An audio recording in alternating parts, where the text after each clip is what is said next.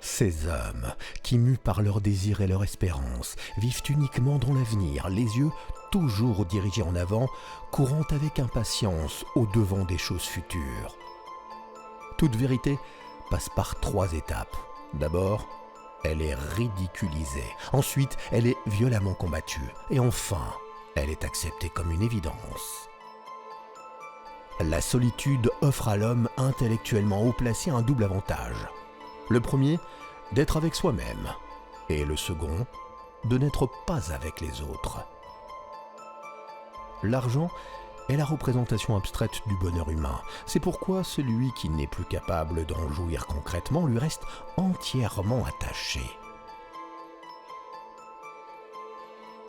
Un mendiant bien portant est plus heureux qu'un roi malade. Le sommeil est un emprunt fait à la mort pour l'entretien de la vie. Les 9/10 de notre bonheur reposent sur la santé. Avec elle, tout devient source de plaisir.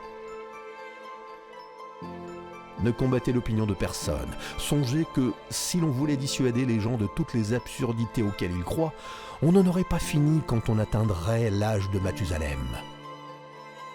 La richesse est pareille à l'eau de mer. Plus on en boit, plus on a soif. Un homme d'esprit dans la solitude la plus absolue trouve dans ses propres pensées et dans sa propre fantaisie de quoi se divertir agréablement, tandis que l'être borné aura beau varier sans cesse les fêtes, les spectacles, les promenades et les amusements, il ne parviendra pas à écarter l'ennui qui le torture. Pour ne pas devenir très malheureux, le moyen le plus certain est de ne pas demander à être très heureux. Le destin mêle les cartes et nous jouons.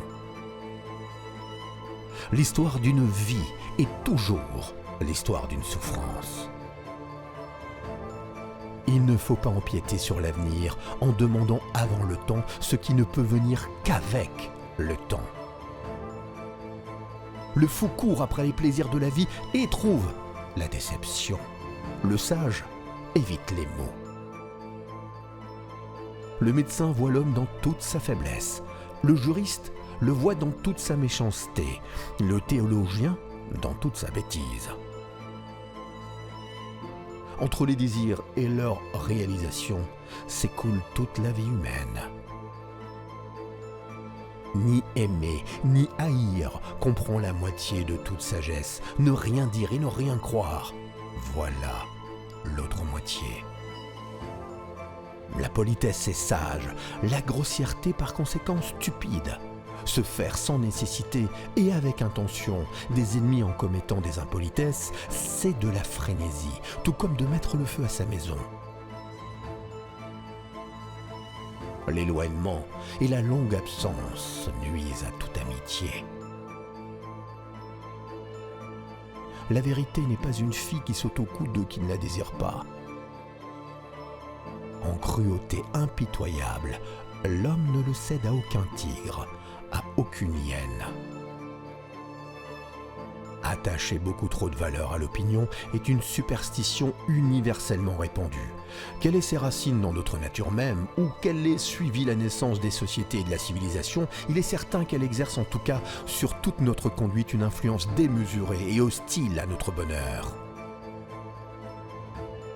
Une compassion sans bornes qui nous unit avec tous les êtres vivants, voilà le plus solide, le plus sûr garant de la moralité. Vouloir vivre, c'est aussi être sûr de vivre. Et tant que la volonté de vivre nous anime, nous n'avons pas à nous inquiéter pour notre existence, même à l'heure de la mort. L'homme qui reste calme dans les revers, prouve qu'il sait combien les maux possibles dans la vie sont immenses et multiples, et qu'il ne considère le malheur qui survient en ce moment que comme une petite partie de ce qui pourrait arriver. La satisfaction que le monde peut donner à nos désirs ressemble à l'aumône donnée aujourd'hui aux mendiants et qui le fait vivre assez pour être affamé demain. Les amis se disent sincères, ce sont les ennemis qui le sont. Aussi devrait-on, pour apprendre à se connaître soi-même, prendre leur blâme comme on prendrait une médecine amère. Quoique l'orgueil soit généralement blâmé et décrié, je suis néanmoins tenté de croire que cela vient principalement de ceux qui n'ont rien dont ils puissent s'enorgueillir. Toute vérité passe par 3 stades. En premier lieu, on la ridiculise. En deuxième lieu, on s'y oppose violemment. Enfin, on l'accepte, comme si elle allait de soi.